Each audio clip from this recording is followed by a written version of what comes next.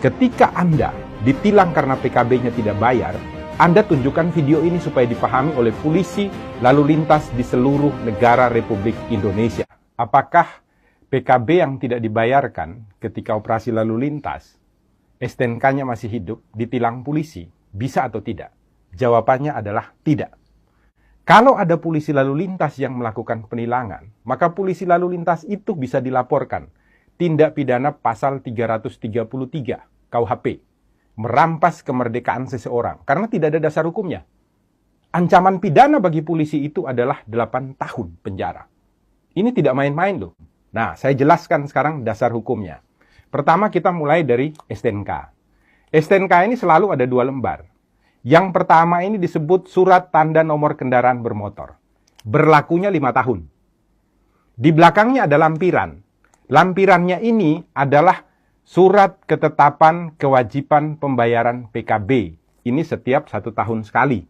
Harus dibayarkan syarat untuk pembayaran pajak. Yang jadi masalah adalah polisi biasanya menganggap kalau PKB-nya tidak dibayarkan berarti STNK-nya tidak berlaku. Ini adalah sebuah kekeliruan. Kenapa demikian? Dasar hukumnya begini, biasanya dipakai polisi adalah pasal 288 ayat 1 untuk melakukan penilangan ketika PKB-nya belum dibayarkan. Nah, 288 ayat 1 itu menyatakan setiap orang yang tidak mampu untuk menunjukkan surat tanda nomor kendaraan bermotor atau surat tanda coba kendaraan bermotor yang ditetapkan di dalam pasal 106 ayat 5 huruf A. Jadi penilangan terhadap pasal 288 ayat 1 didasarkan pada pelanggaran yang dilakukan dalam ketentuan pasal 106 ayat 5 huruf A. Bukan pasal 70. Di mana di sana dikatakan dengan tegas dan jelas kalau Anda tidak memiliki STNK, Anda tidak memiliki surat tanda coba kendaraan bermotor, maka ketika motor atau kendaraan yang Anda pakai jalan di jalanan raya ditangkap oleh polisi, bisa dilakukan penilangan dengan pasal 288 ayat 1. Nah, sekarang kebanyakan polisi lalu lintas mengatakan ada ketentuannya. Di mana? Di dalam pasal 70 ayat 2. Saya bacakan ya, pasal 70 supaya semuanya tidak bingung.